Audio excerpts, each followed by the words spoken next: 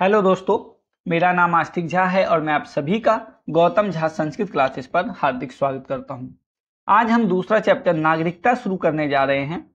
अभी इससे पहले हमने 3 क्लास में प्रस्तावना खत्म किया है और प्रस्तावना से रिलेटेड हमने सारे क्वेश्चंस विद एमसीक्यू हमने 35 एमसीक्यू क्वेश्चन भी सॉल्व किए थे। तो वो सभी क्वेश्चंस हमने सॉल्व किए हैं और आपने भी बहुत अच्छा जवाब दिया।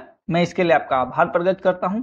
और आज हम नागरिकता पढ़ेंगे। ये भी ऑल कॉम्पिटिटिव एग्जाम के लिए बहुत ही इंपॉर्टेंट है। ऑल कॉम्पिटिटिव एग्जाम के लिए मोस्ट इंपॉर्टेंट है। नागरिकता से एक नागरिकता से क्वेश्चंस इसमें पूछे जाते हैं। चलिए शुरू करते हैं। नागरिकता का पहले जान लेते हैं नागरिकता होता क्या है। नागरिकता का सामान्य अर्थ व्यक्ति और राज्य के अंतर संबंधों की उद्घोषणा है। मतलब व्यक्ति और राज्य के मध्य क्या संबंध है उसकी घोषणा है। यह मनुष्य की उस स्थिति का नाम है जिसमें मनुष्य को नागरिक का स्तर प्राप्त होता है।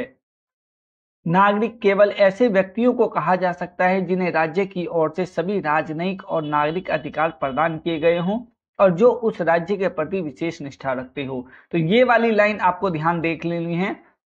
ये नागरिक केवल ऐसे व्यक्तियों को कहा जा सकता है जिन्हें राज्य की ओर से राजनीतिक और नागरिक अधिकार प्रदान किए गए हों और उनका जो व्यक्ति हैं, जो नागरिक हैं, उनके राज्य के प्रति भी अपनी कोई ना कोई उत्तरदायित्व जरूर हो। ठीक है, पहले हम थ्योरी पढ़ेंगे।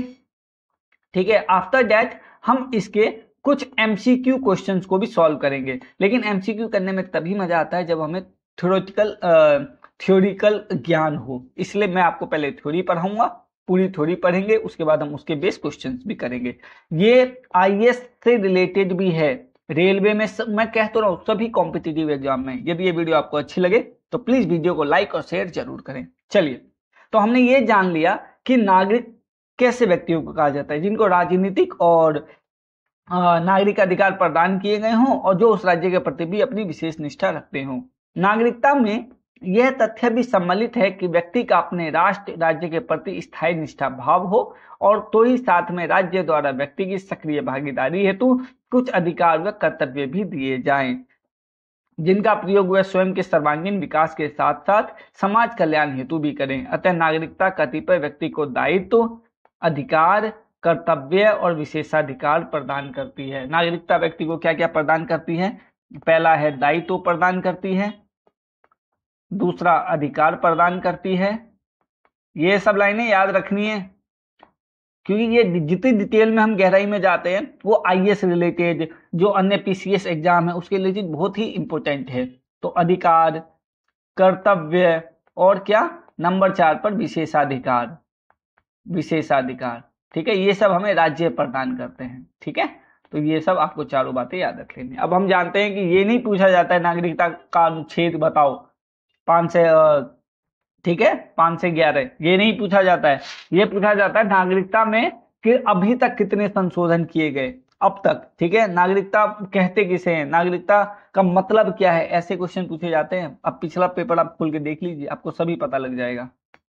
चलो, संवैधानिक उपबंध क्या है नागरिकता से संबंधित, वो जान लेते हैं। भारतीय संविधान के भाग 2 में अनुच्छेद 5 से 11 में नागरिकता से संबंधित प्रावधानों का उल्लेख है। आपको ये लाइन नोट कर लेनी है, इंपॉर्टेंट है कि भारतीय संविधान किस भाग में है, तो भाग 2 में है, भाग 2 में है।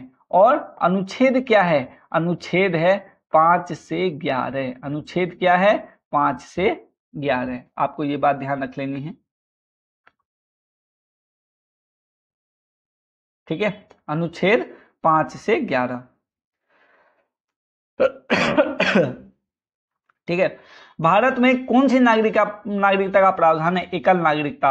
और मैं आपको यह भी बता दूं कि एकल नागरिकता का प्रावधान भारतीय संविधान में ब्रिटेन से लिया गया है।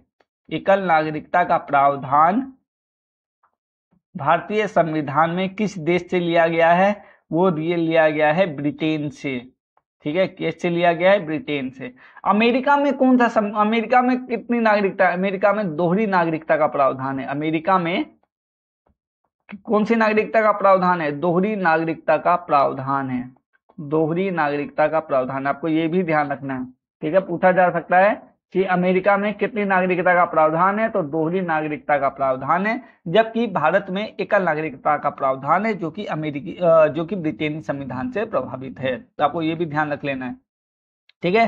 तो एक ये लाइन और एक ये लाइन मोस्ट इंपोर्टेंट है। भारत में अलग अलग राज्यों के अनुसार नागरिकता का प्रावधान नहीं है, अलग अलग राज्यों के अनुसार केवल अमेरिका में नागरिकता का प्रावधान है। संपूर्ण भारत के लिए एक ही प्रकार की व्यवस्था है। गौरतलब है कि अमेरिका में दोहरी नागरिकता का प्रावधान है, स्टेट और फेडरेशन की पृथक पृथक नागरिकता, यानी देश की नागरिकता अलग है और स्टेट वाइज नागरिकता अलग है। चलिए अब भाग 2 में अनुच्छेद वाइज हम नागरिकता को पढ़ लेते हैं, ठीक है। तो ये अनुच्छेद 5 कौन सी नागरिकता का प्रावधान? संविधान के प्रारंभ पर, ठीक है। जब संविधान प्रारंभ हुआ था 26 जनवरी 1950 में, तो उस समय देश में जितने भी लोग थे वो सभी संविधान के जैसे प्रारंभ होने पर नागरिक देश में थे, वो सभी हमारे भारत देश के नागरिक हैं। अनुच्छेद 6 क्या है? पाकिस्तान से भारत का प्रव्रजन करने वाले कुछ व्यक्तियों के नागरिकता, यानी उस टाइम क्योंकि भारत से कुछ लोग पाकिस्तान भी गए थे, पाकिस्तान से भी कुछ प्रवासी भारत आए थे, तो पाकिस्तान से जो भारत आने वाले नागरिक थे 26 जनवरी 1950 तक, उन व्यक्तियों को भी नागरिकता के अधिकार की बात करता है।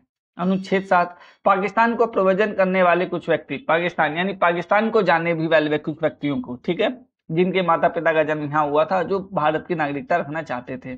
अनुच्छेद 8 भारत के बाहर रहने वाले भारतीय उद्भव के कुछ व्यक्तियों, यानी भारत के बाहर रहने वाले, जिसे हम एनआरआई बोलते हैं, ठीक है, एनआरआई बोलते हो ना, नॉन रेजिडेंस इंडियन, जो है तो भारतीय नागरिक लेकिन बाहरी राज्यों में काम करने जाते हैं, ठीक है, उनकी नागरिकता की बात कौन करता है? अनुच्छेद 8।